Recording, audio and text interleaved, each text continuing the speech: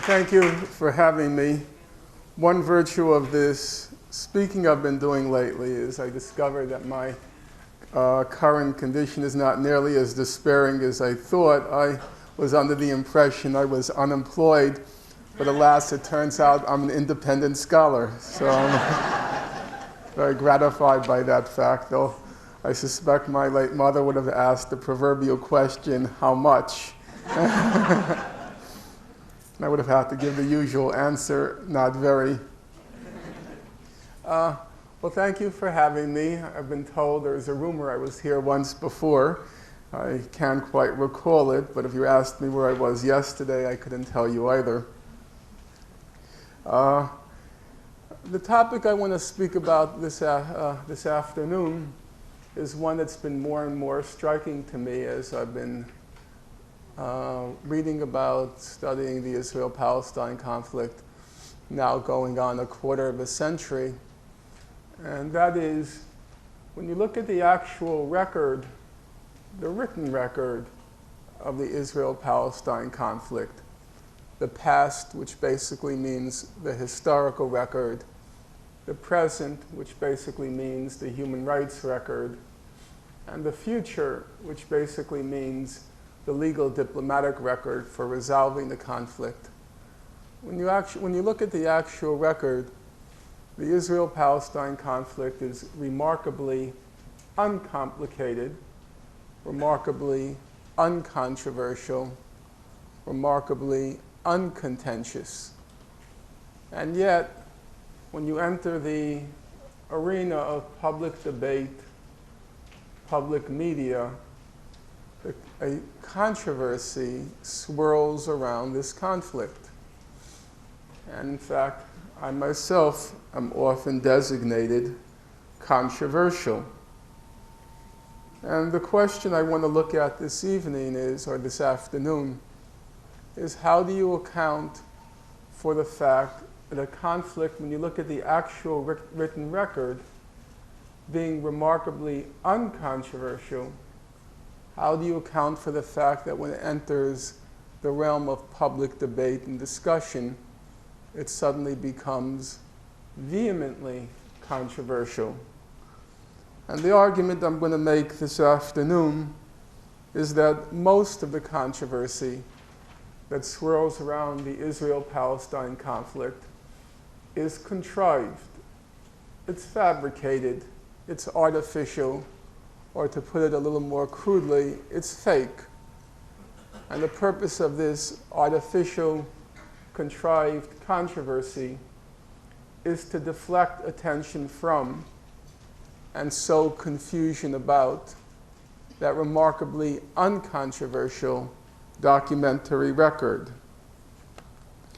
That's obviously a provocative claim, and I want to begin with a simple illustration. So most of you in this room are familiar with this phenomenon called the peace process, which has had a longer run, I think, than the daytime soap opera As the World Turns. And a subset of this phenomenon called the peace process is what's called the final status issues. How many of you have heard that term, the final status issues? I could see your hands relatively. I see only a couple of hands up. Okay, I see one person with two hands up trying to compensate for everybody else's ignorance. Okay. Well, the final status issues usually refers to those aspects of the Israel-Palestine conflict which are said to be so controversial, so contentious, that they have to be put off to the last stage of negotiations. Otherwise, if you begin with those issues, it's alleged, the negotiations will just break down abruptly. And so you need another term of this phenomenon called the peace process. You need confidence-building measures. And then when everybody has, sat around the room and chanted Om, and then saying kumbaya, and we've got mutual confidence, then we can go on to those final status issues. And they generally are considered to be four.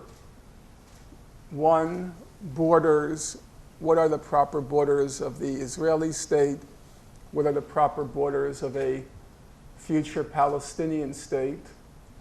Two, the settlements and settlers, the 460,000 Jewish settlers in the occupied territories.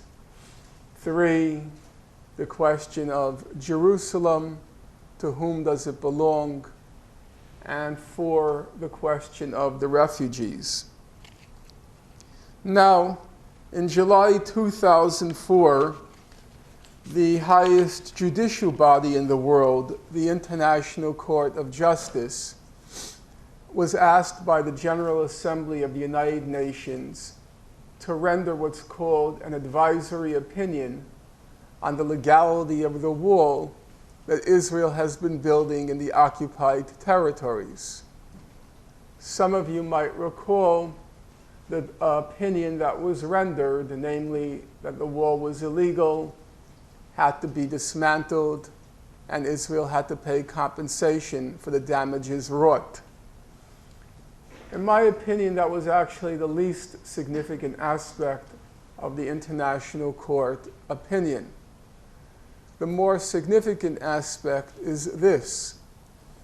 Before the court could render an opinion on the legality of the wall, as it happens, you can say by coincidence, it had to first render a legal opinion on three of the four final status issues, the allegedly controversial issues.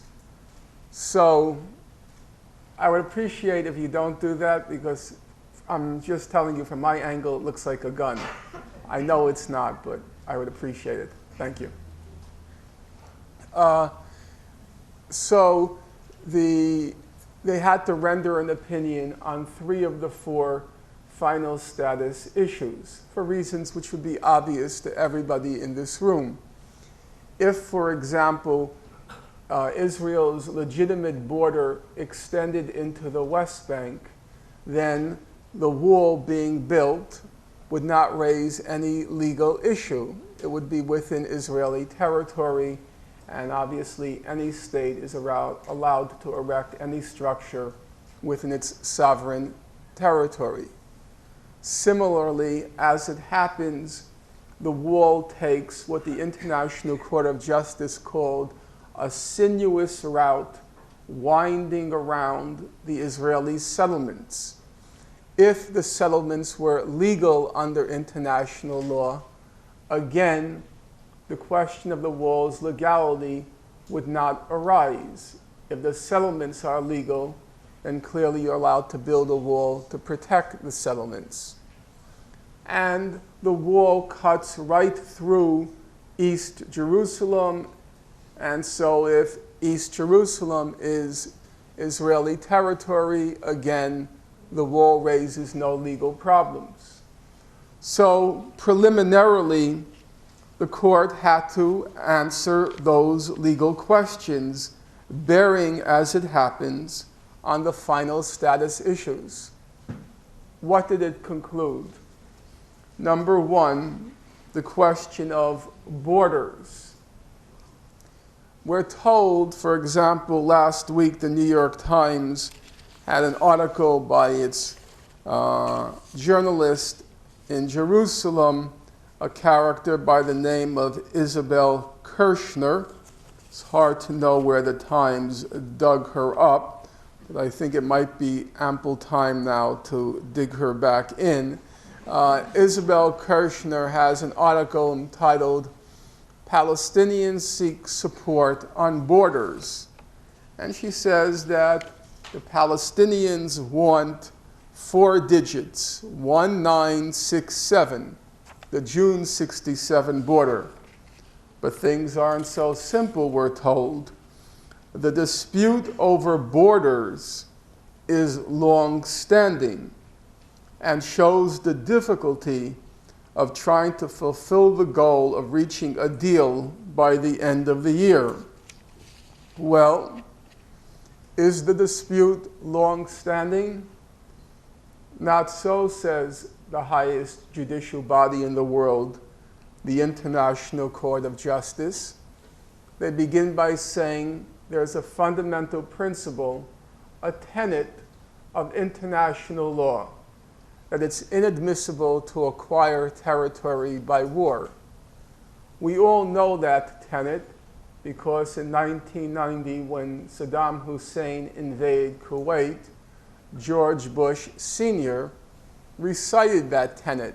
He said it's inadmissible to acquire territory by war, ergo, Mr. Hussein has to withdraw from every last inch of Kuwait. For those of you who are familiar with the famous UN Security Council resolution on the Israel-Arab conflict, it too highlights this principle. So at the very head of the UN resolution, it states, emphasizing the inadmissibility of the acquisition of territory by war. The International Court of Justice repeats all of these particulars and goes on to conclude that Israel has no title to any of the West Bank or Gaza. Why? Because it acquired them in the course of a war. It acquired them in the course of the June '67 war. It's inadmissible to acquire territory by war. And so the court states throughout its advisory opinion, it refers to the West Bank and Gaza as occupied, uppercase O, Palestinian, uppercase P, territories, uppercase T. For those of you who read human rights reports, it's routinely referred to as the OPT, Occupied Palestinian Territories. These are not, as the media sometimes want to tell us, these are not disputed territories, says the International Court of Justice. These are occupied Palestinian territories, full stop. No debate, no controversy, no contention. Number two, the question of the settlements, the 460,000 Jews who have been transferred or settled in the occupied Palestinian territories. What is their status under international law?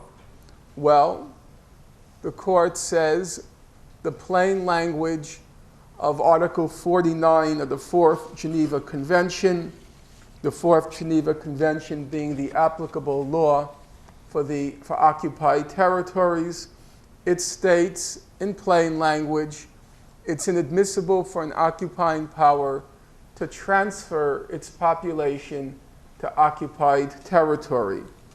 Therefore, the High International Court of Justice, quoting the Security Council, states that the settlements constitute a flagrant violation of international law. Full stop. No qualification, no equivocation, no ambiguity. Number three, the question of East Jerusalem. Israel claims that East Jerusalem is part of its eternal and undivided capital. Not so, says the World Court. How did Israel acquire East Jerusalem? The same way it acquired the West Bank and Gaza in the course of the June 1967 war. Therefore, East Jerusalem, says the High Court, the International Court of Justice, is occupied Palestinian territory. They are very explicit on that point. They refer throughout their advisory opinion to the West Bank, comma, including East Jerusalem, comma, and the Gaza Strip, as occupied Palestinian territory. No ambiguity. In fact, it's explicitly entered to leave no doubt. That still is only part of the story, because usually court decisions, when it reaches the uppermost tier, like in our own court system, when it reaches the uppermost tier, it usually means that the legal issue at stake is pretty controversial. Otherwise, it would have been resolved at the lower levels of the court. For a decision to reach the uppermost tier, it usually means this is a pretty complicated legal issue. And for that reason, it's often a divided court at the top. And the same thing is true in the case of the World Court. You would expect that, for example, if the General Assembly has to refer this question to the World Court, it must be a contentious issue or set of issues. That's not what happened here. The vote on all of those issues to which I just referred, the vote was 14-1. It was evidently not a close vote. The one dissenting vote was cast by the American judge, Thomas Bergenthal. Not only was it not a close vote, but the decision, the advisory opinion itself, happened to have been very short. Usually when it gets to the high court, you have very erudite judges who are apparently quite serious about their moral and legal responsibilities, and also often want to display their erudition as well as their wit. And so if you look at past decisions, opinions of the court, they can be very weighty. You take 1996, the landmark opinion when the Physicians for Human Rights put before the International Court the question, are nuclear weapons a legal form of weaponry? Everybody in this room knows the fundamental principle of the laws of war is what's called the principle of distinction. That just means you're allowed to target combatants, but you're not allowed to target civilians. And the question was, nuclear weapons, which seem to be inherently indiscriminate, that is, they can't make a discrimination between combatants and civilians, it would seem by their very nature they should be illegal. Well, surprisingly, it wasn't so obvious at all. The vote was very close. It was a tie broken by the president of the court. And if you look at what's called the majority opinion, the separate opinions, the dissents, the declarations, you put it all together, it's a very hefty decision, coming to something like 1,000 pages. Or you take 1984, when Nicaragua went to the World Court to ask for a ruling on the U.S.'s mining of Nicaraguan harbors. Some of you may remember that decision actually was argued on the Nicaraguan side by a lawyer from Harvard, Abram Chase, if my memory serves. In any case, there again, you look at the combined majority opinions, separate opinions, dissents, and so forth. It comes to something like 1,000 pages. It's a huge thing. But in the case I'm now discussing, which allegedly bear in mind the most controversial issues, the ones that have to be put off till the end because they're so contentious, the vote was not only just 14-1. If you take the majority opinion, separate opinions, put it all together, it comes to less than 100 pages. Actually, it comes to about 70, 75. because these are not controversial issues. They're basic principles of international law. There's nothing controversial about them at all. In fact, they're so uncontroversial that the one negative vote by Thomas Bergenthal, it itself was highly qualified. First of all, he did not issue what's called a dissent. He issued or called his statement a declaration, which is considered a less vehement dissent. And he begins by saying, there's much in the majority opinion with which I agree. And then he goes on to say that what's probably the crucial question bearing on this conflict, namely the legal status of those settlements. Because obviously Israel is not trying to acquire the territory for its scenic value. It wants to settle its population there and exploit the natural resources. If the settlements are illegal, then the game is up. The occupation is over. All the settlers have to pack up and leave, and then Israel has no motive to keep the occupied territories. Well, Mr. Bergenthal says that I agree with the majority. The settlements are illegal under international law. He says there can be no question, looking at Article 49 of the Fourth Geneva Convention, that the settlements are illegal. And so what we find, or what we might conclude, is that what are allegedly the most complicated, controversial, contentious legal issues bearing on the conflict, in the real world, there's no controversy at all. There's no contention at all. There's remarkable unanimity, consensus. At the most, you can say there was one dissent or declaration. And the crucial issue, the settlements, the vote was 14-0. So the question obviously arises. If that's true, then how do you account for all the controversy?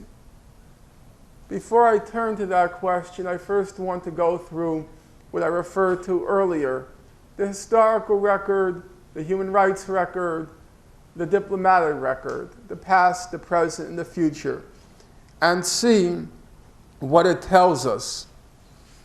On the historical record, for those of you who go back more than 20 years, I noticed as I came in, there were people who hearkened back to those wonderful times in the 60s. You can always tell them in a crowd. They have the love beads still on, the tie-dyed t-shirts, the slightly glazed over look in the eyes. When you make eye contact with them, they have a trembling look. They haven't yet reconciled themselves to the fact that the 60s are over, and that in fact they themselves are in their 60s. It is a bitter pill to swallow. It's true. At least you're no longer in denial. It's the first step in the 12-step plan of recovery. For those who go back that far, I've never heard somebody say it's true. It's beautiful. Okay. I'll give my share to the Spanish Civil War. Okay. Just pass around the can. Back then, up until, you could say, the mid-1980s, the most contentious historical question on the Israel-Palestine conflict always used to be, how did the Palestinians become refugees in 1948? For those of you who are new to the topic, November 1947, the UN General Assembly passes the partition resolution. Almost immediately, a civil conflict breaks out in Palestine. May 1948, Israel declares its independence. Then an interstate war ensues, and by January 1949, about 750,000 Palestinians find themselves outside their homes. And the question always arose back then, the most contentious of the historical issues: how did those Palestinians become refugees? The claim of Israel and its supporters, widely echoed in academia, was that the Arab armies poised to invade Palestine transmitted these radio broadcasts to the Palestinians, instructing them to clear the fields for the invading Arab armies. The invading Arab armies would then sweep the Jews into the sea, and afterwards the Palestinians would return to their homes. That's what we were taught and what we heard for the longest time.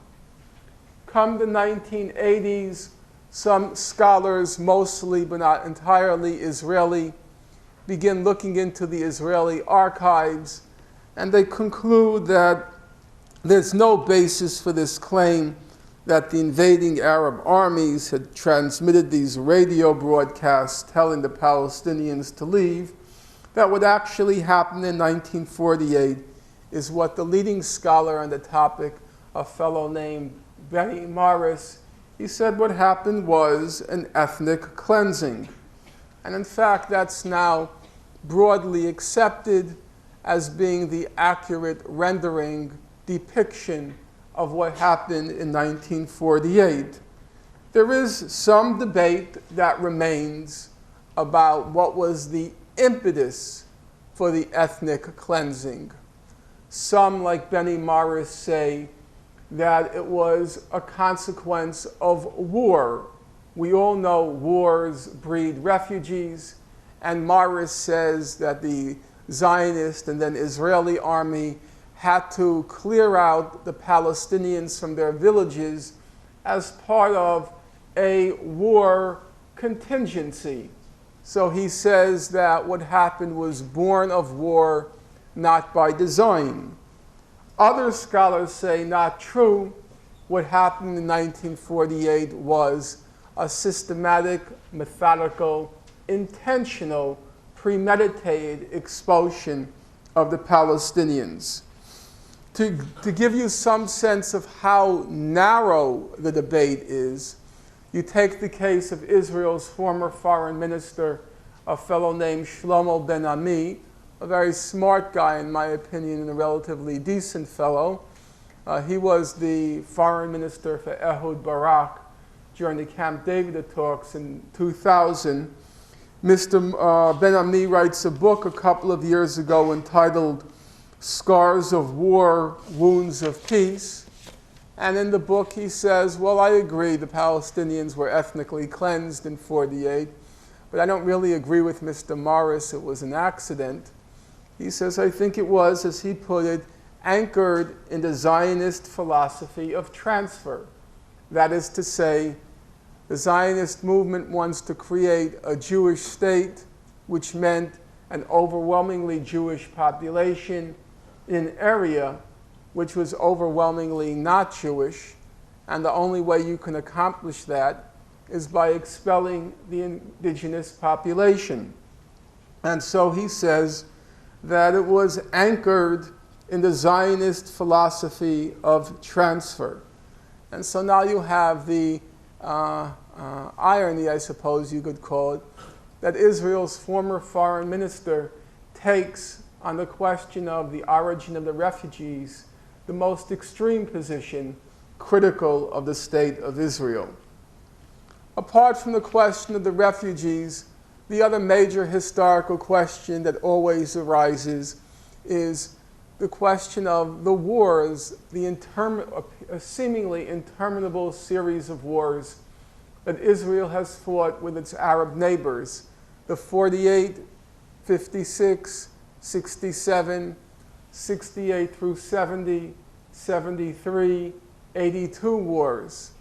And the question, of course, arises, who caused them, why, and what resulted? The usual view is, the mainstream public view is, that these were all wars, as Israel likes to call them. These were no-choice wars, or as they also use the language of, these were existential wars. Israel's very existence was at stake. They had no option, no choice. Necessity compelled them to fight these wars. That's what we're told. But that's not what any of the scholarship any longer says. You take the case of a very good Israeli historian named Ze'ev Ma'oz. He had a prestigious position in Israel. He was the director of the Jaffe Center for Strategic Studies at Tel Aviv University. And he recently came out with this very hefty volume. It's a paperweight, it's a big book. It's called Defending the Holy Land. It's about 800 pages. And he simply goes through all of those wars to figure out what happened. Now, not in the least to disparage the book. In fact, I think Mr. Ma'oz owes me something because I always mention it, and so his royalties must be much better than my own. At least my royalties, as I'm told they are by my publisher. For those of you who know about publishers and royalties, you'll understand what I'm referring to. In any event, Mr. Ma'oz doesn't actually do original research. He just brings together, synthesizes all of the scholarly work, all of the scholarship on the subject. Obviously, time doesn't allow me now to go through each of the wars, let alone all of them, but it's worth hearing out his main conclusions. First of all, who caused these wars? Let's listen to Mr. Ma'oz.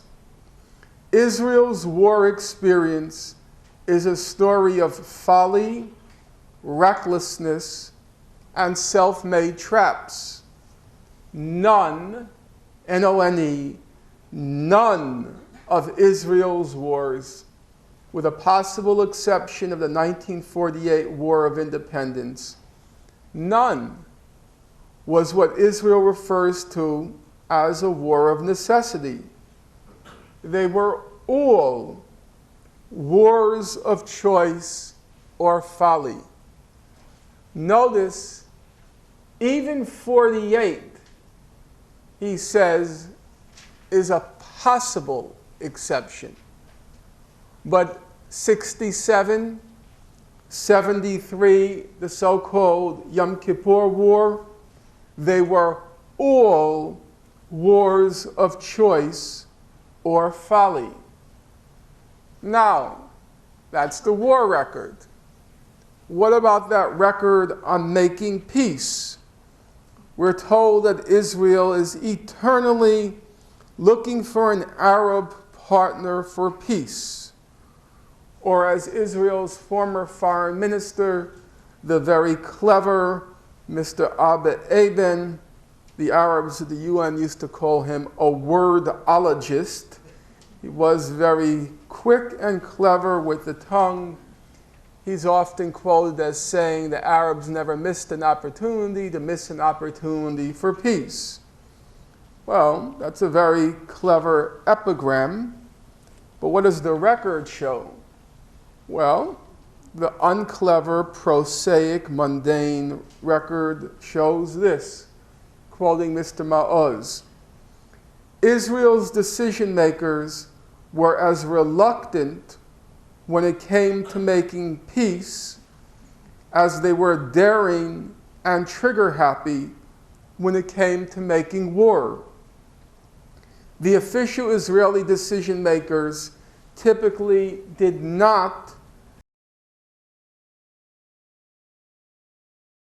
Most of the peace initiatives in the Arab-Israeli conflict came either from the Arab world, from the international community, or from grassroots and informal channels. When Israel was willing to take risks for peace, these usually paid off. The Arabs generally showed a remarkable tendency for compliance with their treaty obligations. In quite a few cases, it was Israel, rather than the Arabs, that violated formal and informal agreements. We're often told if Israel signs an agreement with Arabs, or in particular Palestinians, can you trust them? And then it becomes a subject or object of much deep punditry. But if you look at the historical record, which was what a rational person does when a question of that sort is posed, the record shows that Arabs show a remarkable tendency for compliance. Israel, in quite a few cases, violated its formal and informal agreements. So the rational question is not whether you can trust the Arabs. The rational question should be, if an agreement is signed, can you trust Israel? It's not a rhetorical question. That's a rational question based on looking at the historical record. That's the history. The present generally means the human rights record. What is the human rights record? Usually you never know. Isabel Kirshner is forever perplexed. The Times can never figure it out. It has all of these reporters in the Israel, and every time there's an atrocity committed against Palestinians, multiple deaths, destruction, they send their reporters, Mr. Bronner now, Ms. Kirshner, and then they tell you, we asked the Israelis, and the Israelis said, we were targeting terrorists. Then we asked the Palestinians. The Palestinians said, these were civilians. And then we're all supposed to throw our hands in the air in despair. Who knows who's telling the truth? But that standard is not used anywhere else in the world. Whenever there's deaths, killings, you don't ask the perpetrators and you don't ask the victims. You go to the respected human rights organizations which have a record of integrity, honesty, and accuracy, and you ask them, what happened? What did you find? In the case of the Israel-Palestine conflict, there's certainly no lack of human rights organizations to consult. Israel-Palestine is probably the most heavily monitored area in the world by human rights organizations. Apart from the major ones, Human Rights Watch, Amnesty International, there's a slew of locally based human rights organizations, mostly Israeli, the best known being B'Tselem, the Israeli Information Center for Human Rights in the Occupied Territories, but also PCADI, the Public Committee Against Torture in Israel, Physicians for Human Rights in Israel, Gisha, and it goes on. And then there are on the Palestinian side, not as many, but certainly reputable, the main being Al-Haq and Al-Mazen in Gaza.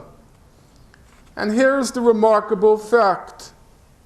You might think, so many different organizations, each having its own independent research staff, field staff, legal staff, each of them having a separate staff, and a lot of human rights work being vulnerable to human error because it means observing demonstrations, seeing who initiated the clash, was there a life-threatening situation, and so forth. And also a lot of human rights law is relatively recent. It's a new branch of international law, so a lot of the terminology is not well defined. Even terms like human shield, exactly what they mean is not entirely clear. So you would expect from all of those factors, the multiplicity of organizations, the vulnerability of human rights work to human error, the grayness of the language, you would expect that there would be a large number of contradictions, disagreements, contentions, and disputations between human rights organizations about what's happening in the occupied territories. But it ain't so. A couple of years ago, for something I was writing, I sat down and I read through about 20 years of human rights reports, came to several thousands of pages. It's a huge collection. It's for most mortals. It's barely possible. When I say most mortals, non-Noam Chomsky's, it's barely possible to keep up with the output. I went through several thousands of pages, and what was most striking after reading all of it was literally hard to believe, but if you put the proverbial polygraph to my wrist, I'm quite confident not a beat would be missed. I found that over that 20-year period, I was only able to find one case of one demonstration on one day in one city where two human rights organizations disagreed about what happened, and the disagreement itself was relatively trivial. There is no disagreement, controversy, or dispute regarding that human rights record. Well, what does it look like in practical terms? In January 2006, Hamas, the Islamic movement, was elected into power by the Palestinian people, apparently a remarkably free, transparent election.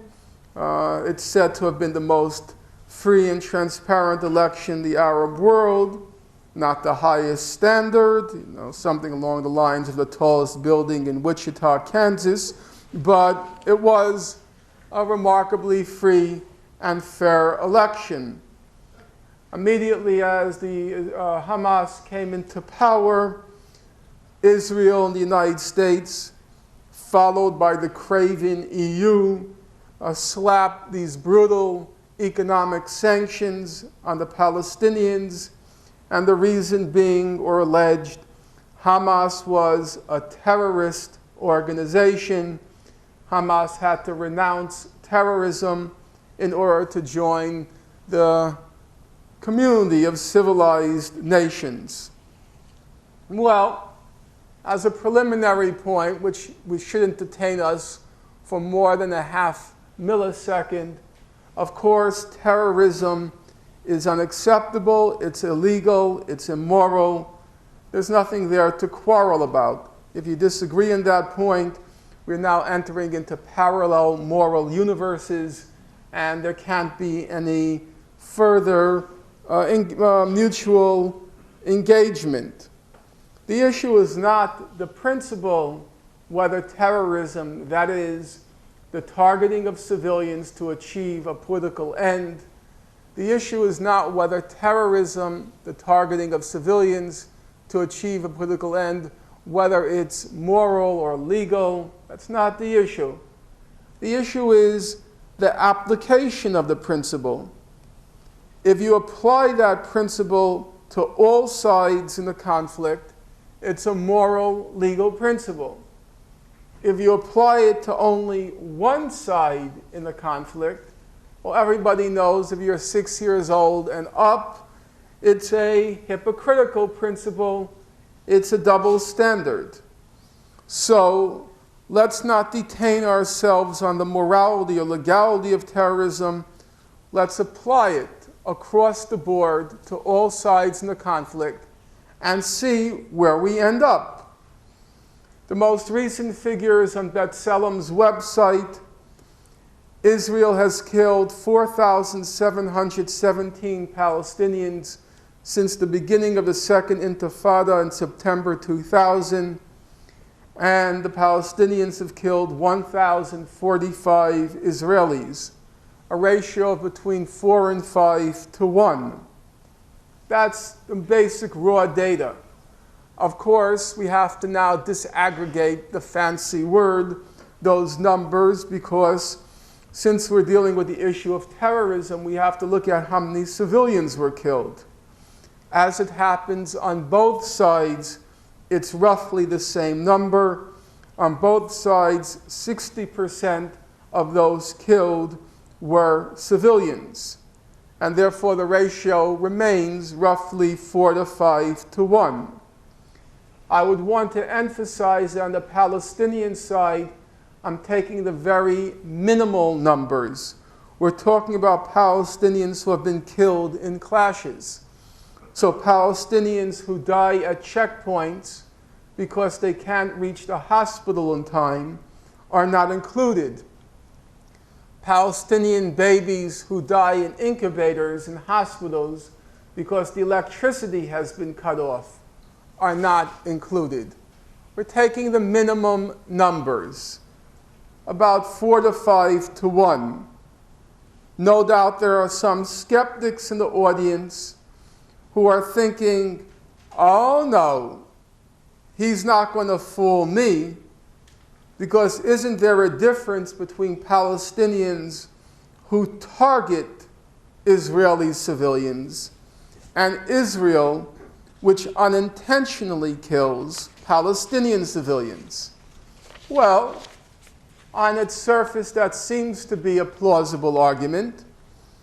Jeffrey Goldberg, the former New Yorker correspondent for the Middle East, now I understand he writes for Atlantic, he recently came out with a book called Prisoners, which focuses on his stint as a prison guard in Ansar III camp during the First Intifada.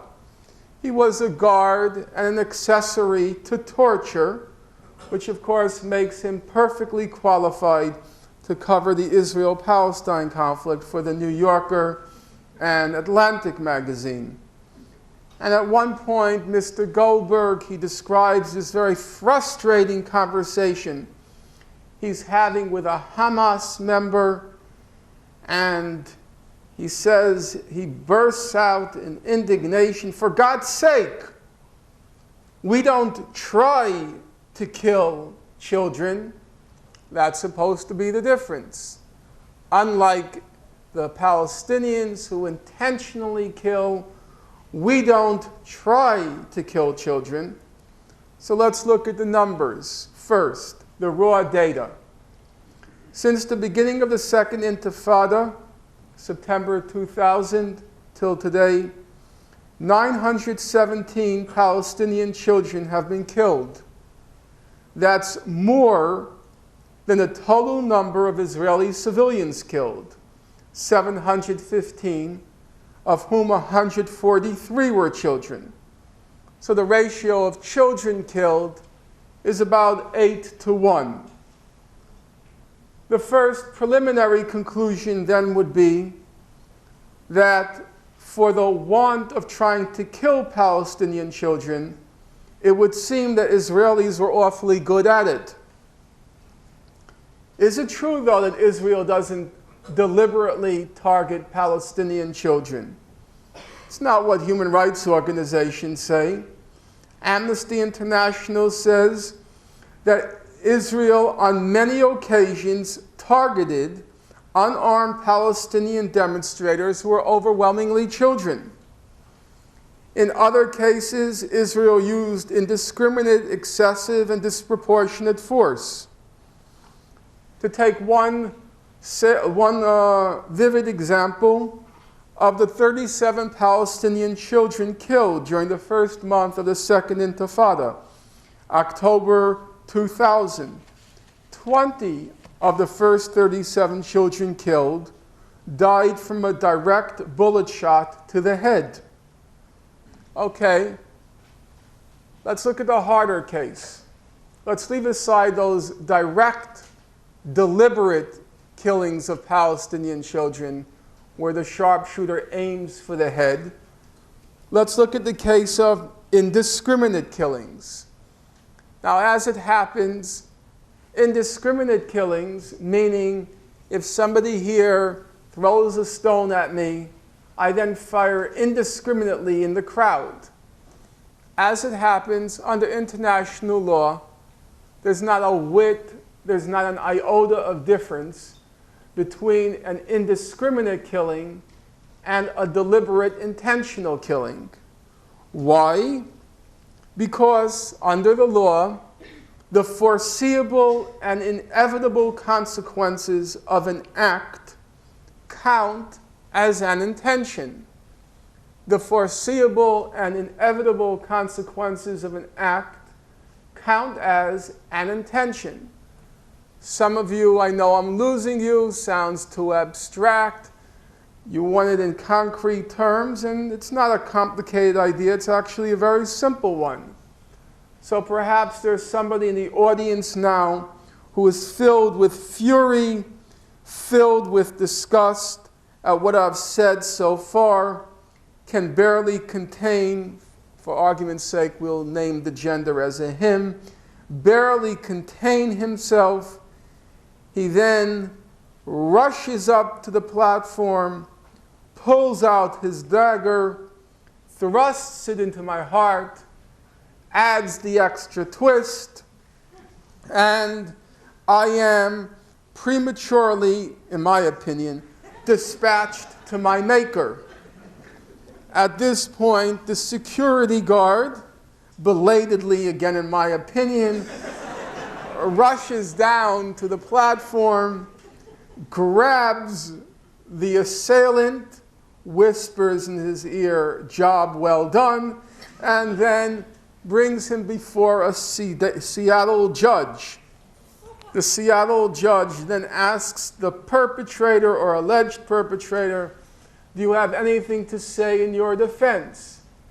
And he says, "But Judge, I didn't intend to kill Finkelstein. I was just testing the sharpness of the blade on my dagger." Well, obviously, this is a ludicrous explanation. Why? Because the foreseeable and inevitable consequence of thrusting a dagger in my heart is that for better or for worse, I am going to die. And so it counts as an intention because that's the foreseeable and inevitable consequence. In the same way, whenever, as is Israel's wont, it indiscriminately fires artillery shells into civilian neighborhoods in Gaza, it is, under international law, doing exactly and precisely what Hamas is doing when it blows itself up, when a suicide bomber blows himself up in a bus. Because the inevitable and foreseeable consequence of firing shells indiscriminately into a civilian neighborhood is you are going to kill innocent civilians. Anyone with an ounce of sense and an ounce of morality understands this simple concept. You take the case of that very decent and intelligent and honorable Haaretz journalist Gideon Levy. And Mr. Levy writes as follows after one of Israel's artillery barrages into Gazan civilian neighborhoods. He says as follows. It's worth listening to because you see how an abstract legal principle gets translated into ordinary language, which registers ordinary human intuitions. If a legal principle begins to depart from our normal human intuitions, then there's something wrong with that legal principle. So what does he say? Someone who throws burning matches into a forest can't claim he didn't mean to set it on fire. And anyone who bombards residential neighborhoods with artillery can't claim he didn't mean to kill innocent inhabitants. Therefore, it takes considerable gall and cynicism to dare to claim that the Israeli army did not intend to kill inhabitants of Beit Hanun. Notice his choice of words. If you fire indiscriminately in a neighborhood of civilians, it takes considerable gall and cynicism to claim that you didn't intend to kill inhabitants of Beit Hanun. That's not just the opinion of myself, Mr. Levy. It's the opinion of Israel's most renowned legal scholar, Yoram Dinstein, the president of Tel Aviv University, very smart guy, and he's written some of the standard works on the laws of war. In one of his books, he writes, there is no genuine difference between a premeditated attack against civilians, which is what Hamas is accused of, a premeditated attack on civilians, and the reckless use of force, which is what Israel is accused of.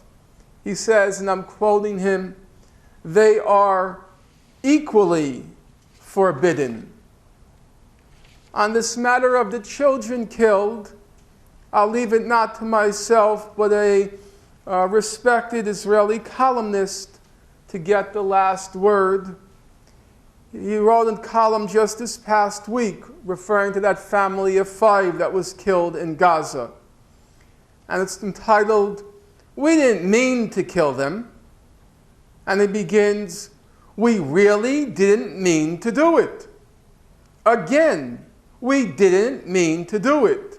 We have never meant to do it. Yet, as usual, even though we didn't mean to do it, we hit them. We hit them 1,000 times already without meaning to do it. We have killed a total of 1,000 Palestinian children since the Second Intifada broke out on September 29, 2000. 1,000.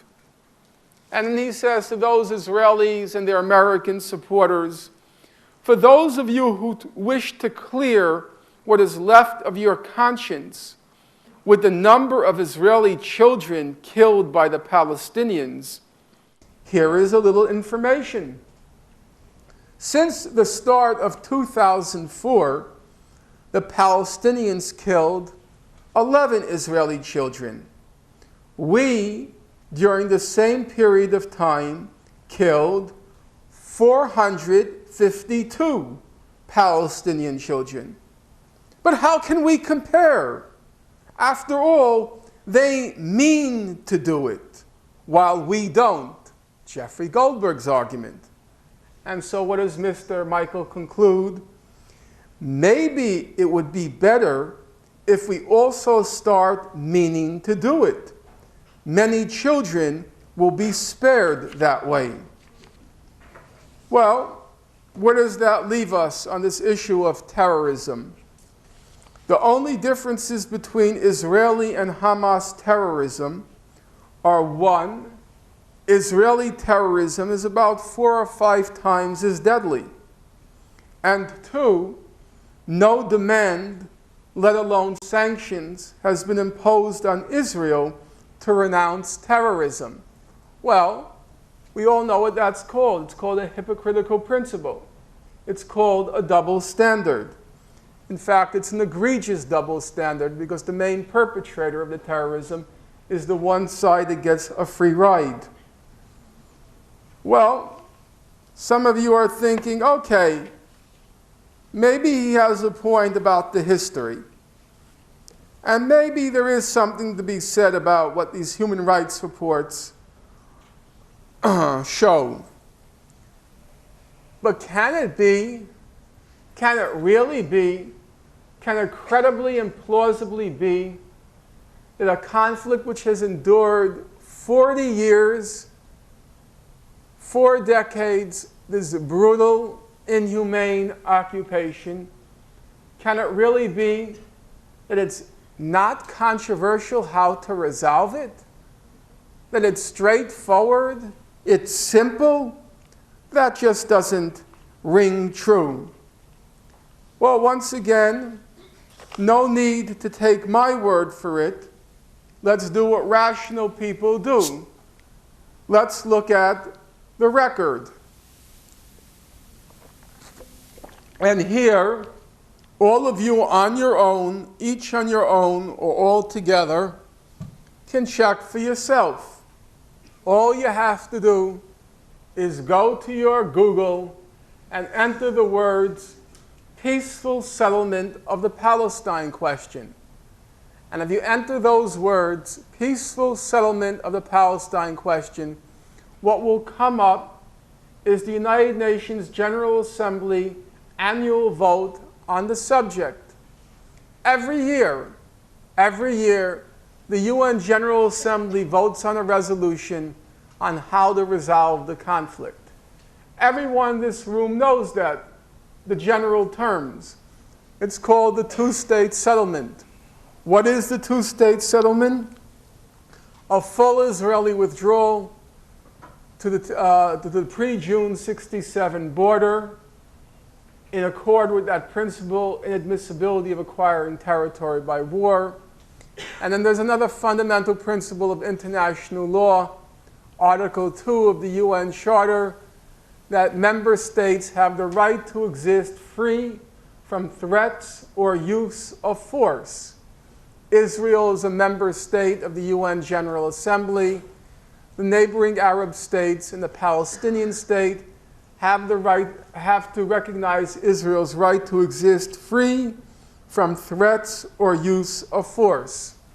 That's the two-state settlement, and there's also the added, not trivial, component of the settlement, namely, to use the language of these resolutions, a just settlement of the Palestinian refugee question.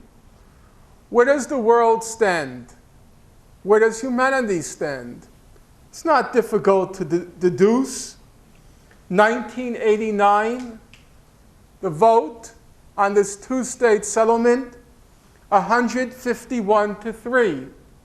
The whole world on one side, the United States, Israel, and the island state of Dominica on the other side. Let's quickly go through the last 10 years. 1997, the vote, 155-2. The two, United States and Israel. 1998, 154-2.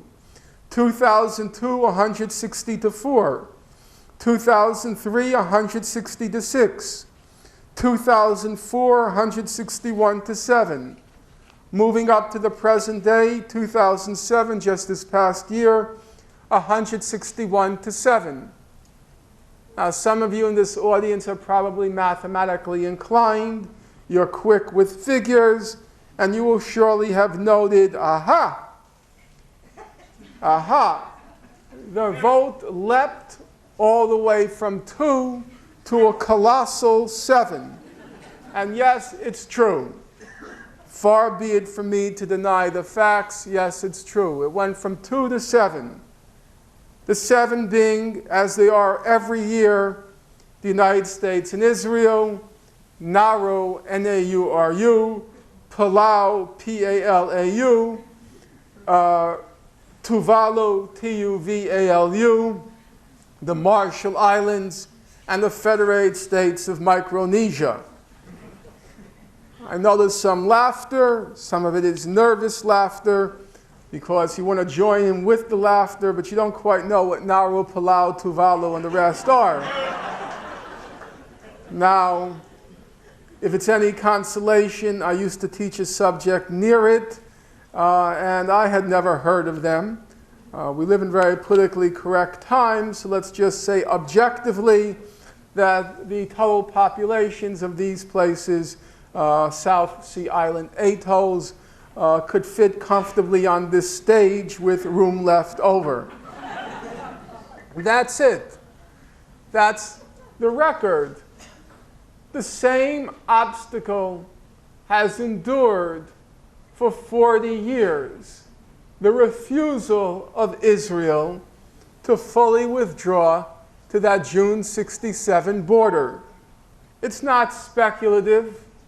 1970, a leading authority in international law, Quincy Wright, he wrote, in view of the acceptance of Resolution 242 by the adjacent Arab states except Syria, the major obstacle to progress seems to be the refusal of Israel to do so and to agree to withdraw from occupied territories.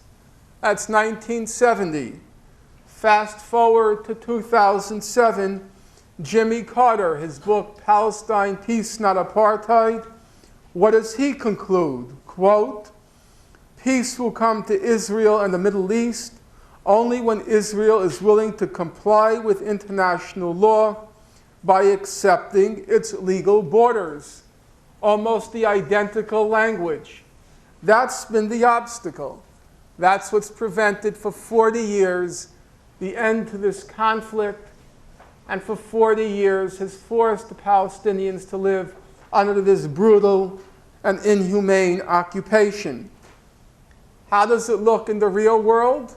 Well, when Hamas was elected into power, the second claim against Hamas was it refused to recognize the state of Israel.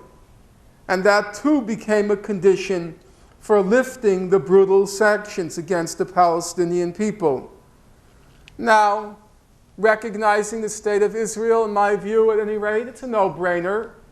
Israel is a member state of the United Nations. It has the right to exist free from threats and use of force. That's the principle, in my opinion, uncomplicated. But then the question arises of the application of the principle. If it's applied across the board, it's a moral legal principle. If it's applied to only one side, it's a hypocritical principle. What's Hamas's record? Hamas has had over the years, it's had an ambiguous record, sometimes hot, sometimes cold, on the issue of recognizing Israel. Its current position is, as of 2006, that if the Palestinian Authority negotiates a settlement on the June 67 border, it's put to a national referendum, the Palestinians accept it, they will accept the result of the referendum, effectively accepting the terms of the settlement. Now, just bear in mind, that's also Israel's official position. That Ehud Barak said, whatever agreement we reach at Camp David in 2000, it would have to be put to a national referendum. So there we have exact symmetry. But there's one problem, one asymmetry. Hamas is willing to accept the settlement on the June 67 border. Israel is not. No Israeli government, no Israeli party, no Israeli senior official has ever accepted a two-state settlement on the June 67 border. Rather the contrary, as the world demands that Hamas recognize Israel, the current Israeli government is building a wall that annexes between 10 and 13% of the West Bank, illegally annexes 10 to 13% of the West Bank, illegally annexes East Jerusalem, illegally de facto annexed the Jordan Valley, which is about 20% of the West Bank. In addition, it's cut up the West Bank into 6 fragments, which are then cut up into sub-fragments, well, what's left? According to Haaretz, Israel's most influential newspaper, the Palestinians are left with no territory on which to establish a state.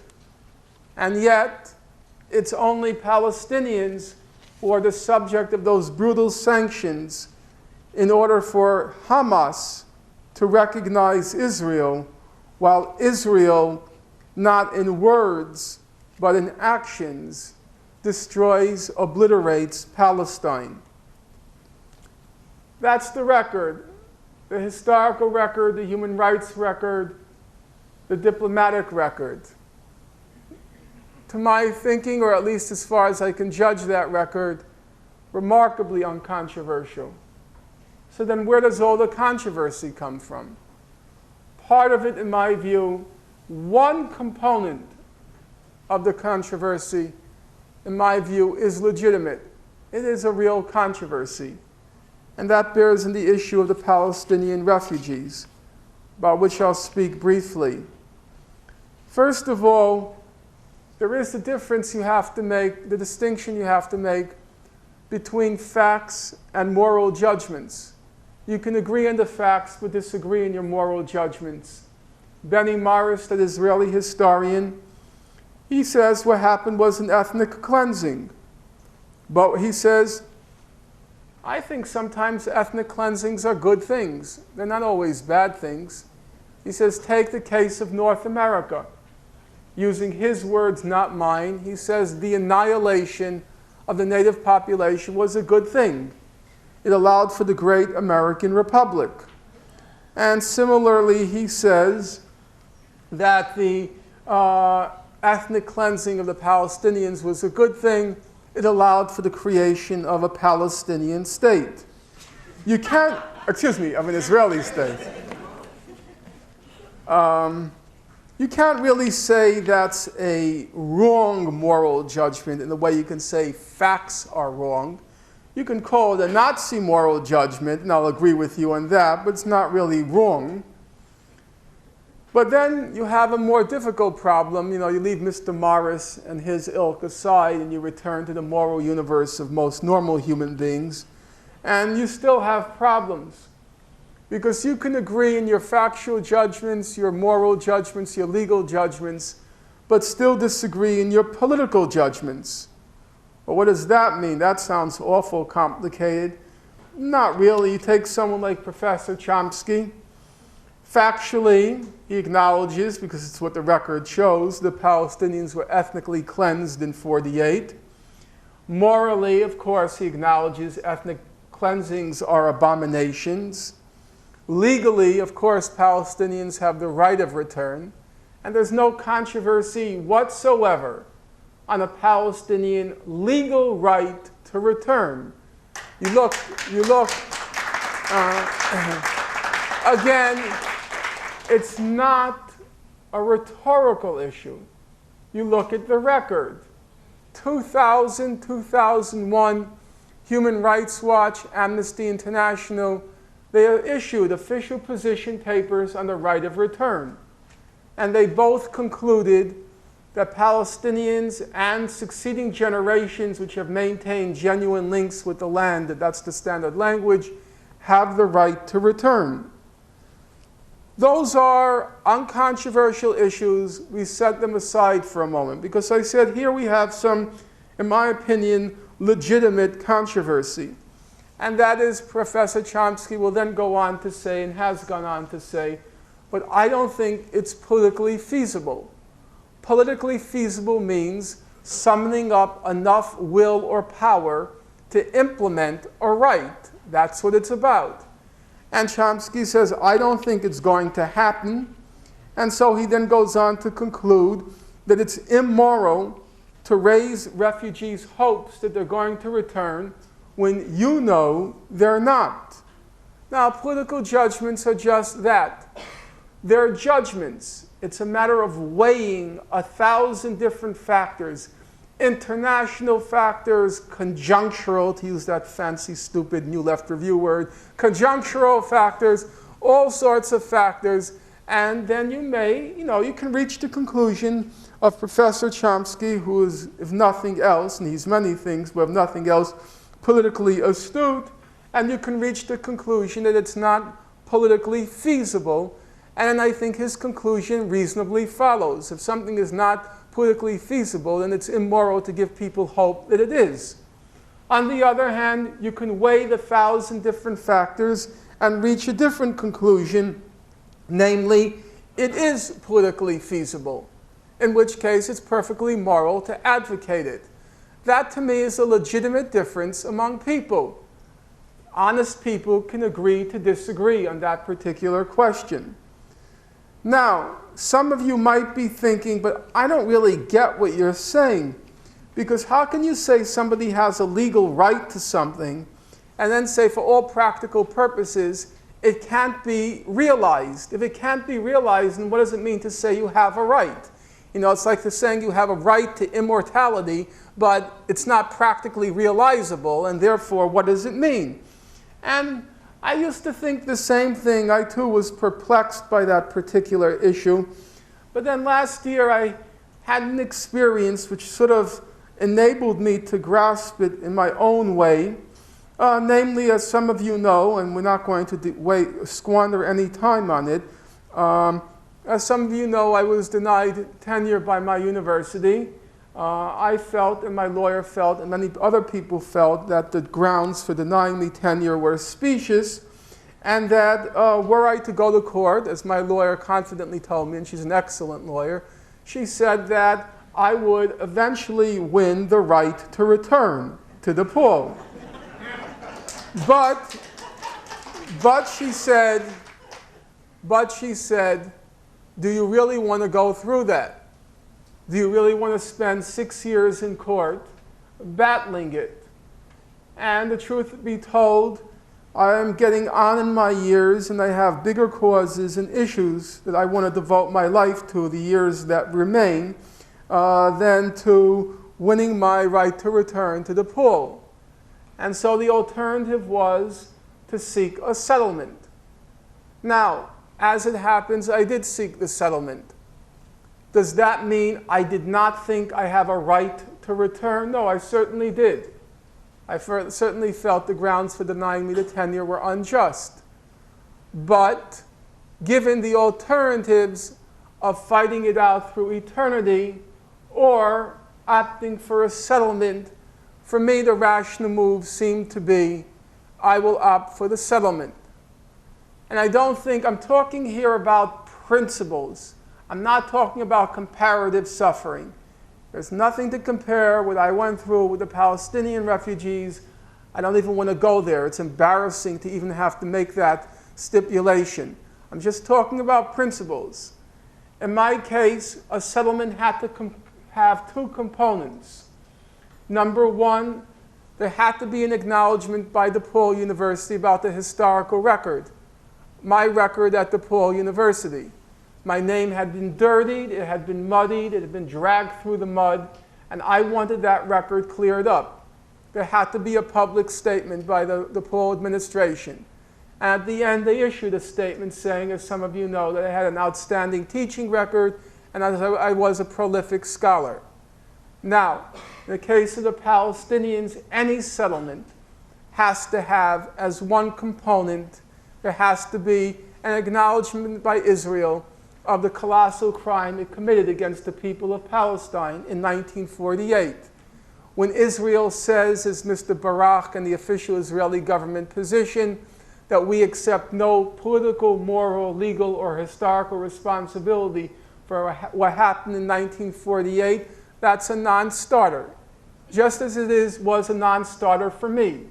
When DePaul at the beginning said they won't issue the statement, and I said, then we're going to have to fight this out. There has to be a statement. And secondly, there obviously has to be a material component to resolving the conflict. In my case and the case of the Palestinians. Now, I want to clarify quickly what I am and what I'm not saying. Number one, nobody has the right to tell the Palestinians what to do with their rights. It is their right to return. It's unequivocal under international law. I never liked it in the past when I lost several jobs, and when people were asked whether they're going to support me, and they said, well, I think Finkelstein would be happier elsewhere. No, that's my decision to make. Your decision, if you're a moral person, is to support my right. And then it's for me to decide whether or not I'm going to implement that right or choose a settlement. So number one, I want to just reiterate, I'm not saying that the Palestinians have to give up their right. I'm saying, to my thinking, there are ways to settle the conflict which address the issue of their right through a settlement. Number two, we have to be clear that this is only one aspect of the conflict. The overarching framework for resolving the conflict, there is no controversy, there is no dispute, there is no contention. The whole world supports it, and as Jimmy Carter said, the only problem is Israel's unwillingness to withdraw from the occupied territories and accept its legal borders. And that leads me to the last topic. I already got the hand signal, so I want to just devote a few minutes to it, namely this issue of the fake controversy. And the fake controversy consists of many things. I will only look at two aspects of it, two interrelated aspects, namely the playing of the Holocaust card, the dragging in of the Nazi Holocaust, and more recently this claim of a new anti-Semitism. Obviously, time doesn't allow me now to speak at any great length about this dragging in of the Nazi Holocaust. Suffice it to say that this exploitation of the Nazi Holocaust begins soon after the June 1967 war. Its main claim was that the Nazi Holocaust was unique, that never in the history of humankind had people suffered the way Jews suffered during the Nazi Holocaust. As an intellectual doctrine, it's completely empty. As a moral doctrine, it's a complete abomination, this claim of unique suffering. How do you prove that a child who is napalmed in Vietnam has suffered less than a child who's been thrown into a gas chamber? How do you prove it, and why would any moral individual even want to go there? So intellectually, morally, it's empty, it's an abomination, but politically, it was quite useful, because if you can claim that Jews have suffered uniquely during the Nazi Holocaust, then you can claim credibly that they should have special moral dispensations. The same standards, the same moral standards shouldn't be applied to them. And that's exactly what happened. So if it's true, and it is, that Israel was the only country in the world to legalize torture, well, then we're told, what about the Holocaust? And if it's true, and it is, that Israel was the only country in the world to legalize house demolitions as a form of punishment, we're told, what about the Holocaust?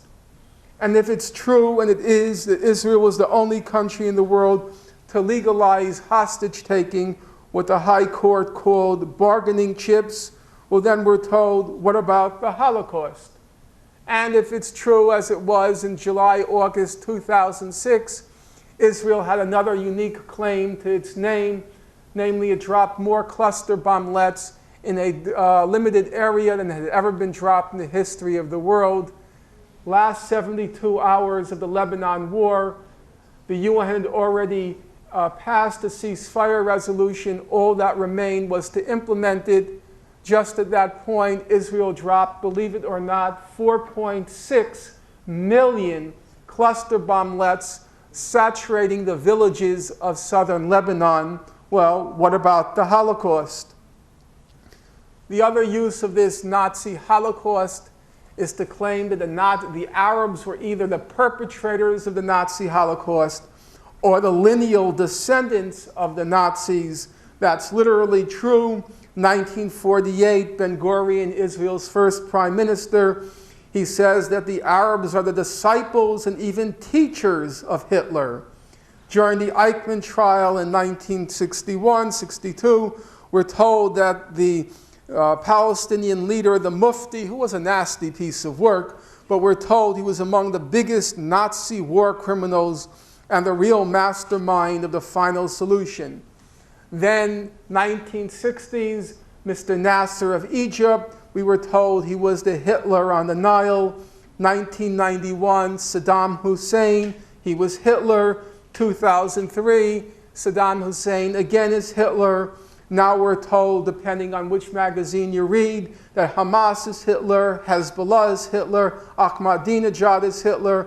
Anyone who opposes wars or attacks on Iran, we're told, as in the case of 2003 with Iraq, we're told that we are, those who oppose it, we are appeasers of Hitler, like Chamberlain was an appeaser of the Nazis. And so you have the odd thing now that the Nazi Holocaust has become the main ideological weapon in the world today for justifying wars, illegal wars of aggression. Now, it's one of the most peculiar ironies that on the one hand we're told that all of Israel's enemies, they represent a new Holocaust, a new Hitler, a new Holocaust, a new Hitler, but then we're also told to compare the Holocaust to any other crime is Holocaust denial and Holocaust minimization. The most recent form of this playing of the Holocaust card is the claim about a new anti-Semitism. The fact, or it's alleged that the world is now awash in a new Hitlerite anti-Semitism. Is there any evidence for it? Well, there are two things to be said about this new anti-Semitism. Number one, it's not new. And number two, it has nothing to do with anti-Semitism. Every time Israel comes under attack for refusing to resolve the conflict diplomatically, and every time Israel faces a public relations debacle, they start up again this extravaganza called the new anti-Semitism. It's not speculation. Go to your library. Go to the card catalog and enter under subject the new anti-Semitism. The first book that will come up, I'm almost certain, is the book that came out in 1974 by the Anti-Defamation League. The main Jewish defense organization specializes in defaming the character of anyone critical of Israel. What's the book called? The New Anti-Semitism. 1982, the ADL puts out another book. What's it called? The Real Anti-Semitism. What's its thesis? There's a new anti-Semitism. Then beginning 2001, when Israel had all the bad PR from its repression of the Second Intifada, it started up again. The books, the conferences, the magazine covers, the new anti-Semitism, new anti-Semitism. It's like Hitler all over again. We're on the verge of a new Holocaust. Well, what's the evidence? Here, people can judge for themselves, because we were told that the hotbed, the heart, the core of this new anti-Semitism is the college campuses. The college campuses are awash with a new anti-Semitism. We were told at places like San Francisco State University there were pogroms going on against Jews. Well, I have to say I enter this with a certain amount of skepticism. For better or for worse, I've taught at many universities. I've been around the block several times. Probably have been around my last block. And the one thing you could say about university life today, college life today, it's so politically correct that you can't be anti-anything. You obviously can't be anti-black, anti-Puerto Rican, anti-woman, anti-gay, anti-tall, anti-short, anti-fat, anti-skinny. You can't be anti-downright aesthetically challenged, ugly. You can't be it. That's the way college campuses are nowadays. So it was very odd to be reading that amidst all of this, sometimes stifling, sometimes suffocating political correctness, that there was all of this anti-Semitism, pogroms going on. I happened to look into it for something I was writing, couldn't find any evidence. Some of you are thinking, well, of course, you couldn't find any evidence. Okay, You open up the Chronicle of Higher Education last summer, the main in-house publication of academics. You have a front-page article, a headline, "It's a good time to be a Jewish student at an American college." They quote the head of Hillel, the campus Jewish organizations. He says, there is a golden age of Jewishness on college campuses. They quote the head of AIPAC, the main Israel lobbying organization. He says, this is a glorious time, not only for Jewish student life on campuses, but for the pro-Israel student movement as well, which is what anyone rationally stepping on a college campus knows.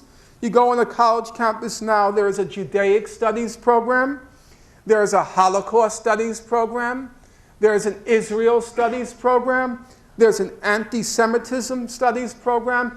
The only thing there isn't is a joint degree program in Jewish naval contemplation.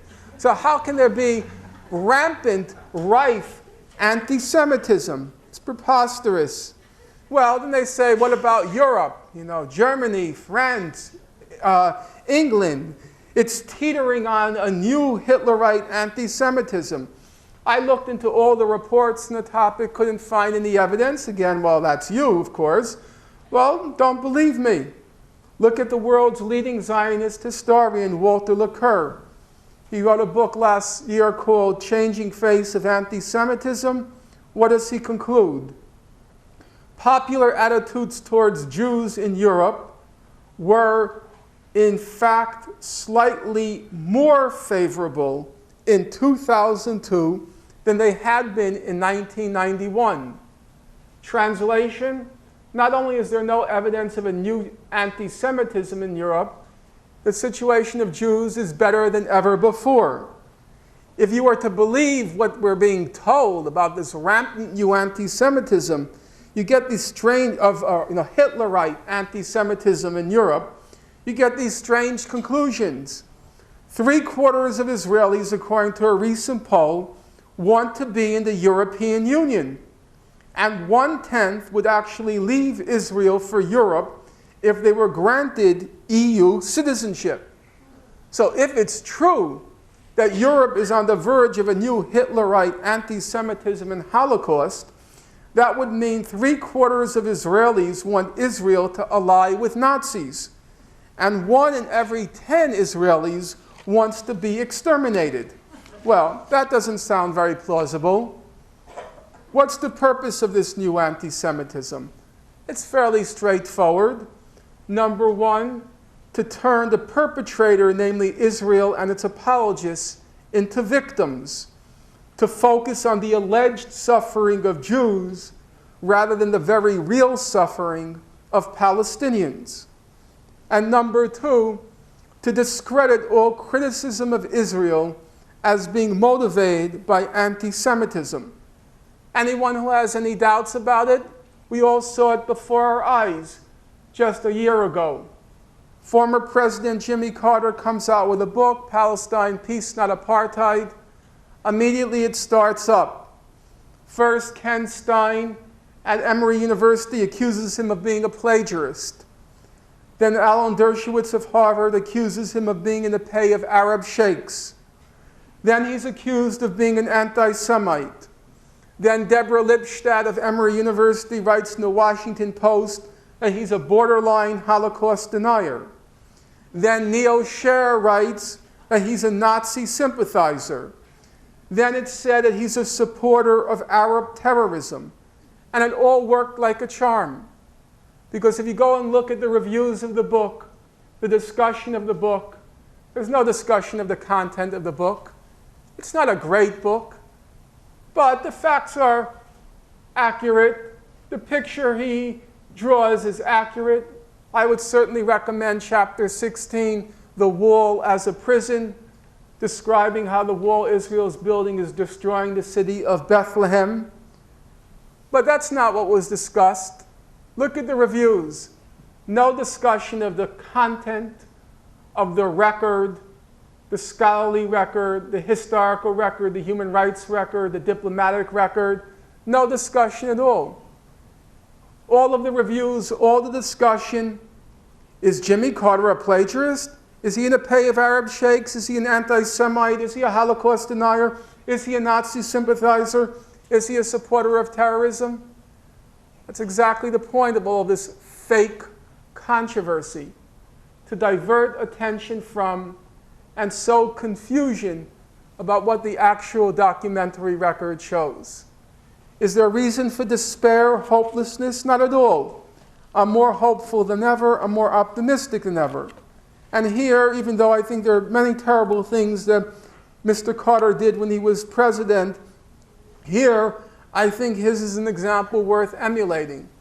And what's the example? Number one, stick hard and fast to the facts. Don't exaggerate, don't misrepresent, don't falsify. The record itself is awful enough. You don't have to misrepresent the facts. Number two, accept basic principles of justice. Don't try to defy the international consensus. Work with it and bring to the attention of people what the international consensus is, what the World Court says, what the United Nations says, what the human rights organizations say. And then if you do that, maybe you'll have or will have the same good fortune as Mr. Carter.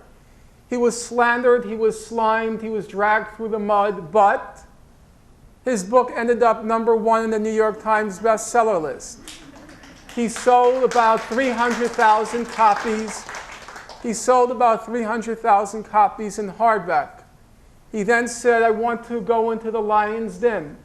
I want to go speak at Brandeis University, the most respected Jewish university in the United States, secular Jewish university. He goes to Brandeis, 2,000 students show up in the gym. He gets 4 standing ovations. Mr. Dershowitz is given over to the reply. Before he opens his mouth, the newspapers report about 2/3 of the audience walks out. And that's a good example to us. Mr. Carter, he's shown a lot of, in my opinion, integrity. I never use the word courage, which I think is totally out of place discussing us in the United States. Apart from that handful of targeted people like Dr. Sami El-Arian, where there really is courage, but for most of us,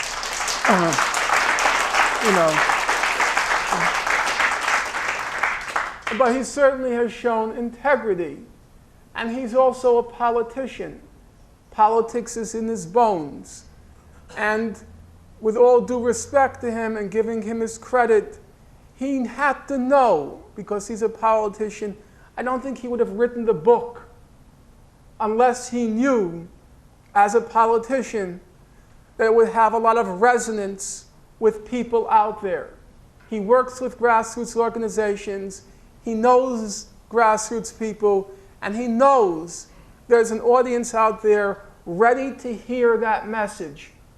Whatever the pundits and the major media say, the people, Lincoln, you can fool some of the people all of the time, all of the people some of the time, but you can't fool all the people all the time.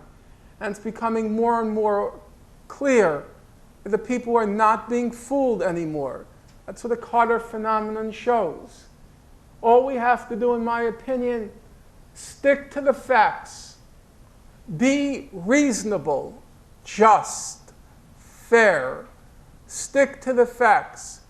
And however much power the other side has, and they have a lot, and however ruthless they are, and they are certainly ruthless, and however much money they have, and they have a lot, however much power, money, and ruthlessness they have, I still remain confident that if we learn how to use the weapons of truth and justice, and that takes time and it takes work, but if we learn how to wield the weapons of truth and justice, I am confident that we can win. Now, I want to clarify one last point. When I say win, I am not saying at anyone's expense. The late Edward Said liked to quote another person, Aimé Césaire. There's a place for everyone at the rendezvous with victory. If you're fair and you're just and you're truthful, there's a place for all of us at that rendezvous with victory. And I hope I'll be there with you. Thank you. You've been listening to independent scholar and author Norman Finkelstein. The title for the lecture is Israel and Palestine, Roots of Conflict, Prospects for Peace. In a moment, we'll return to the question and answer segment of the program. Norman Finkelstein has written extensively on the Israel-Palestine conflict and related issues. His books include Image and Reality of the Israel-Palestine Conflict, The Rise and Fall of Palestine, a personal account of the Intifada years, A Nation on Trial, The Goldhagen Thesis and Historical Truth, The Holocaust Industry, Reflections on the Exploitation of Jewish Suffering, and Beyond Chutzpah, on the Misuse of Anti-Semitism and the Abuse of History. To find out more about Norman Finkelstein and his work, please visit his website at www.normanfinkelstein.com. And now we return to the question and answer segment of the program. You're listening to independent scholar and author Norman Finkelstein.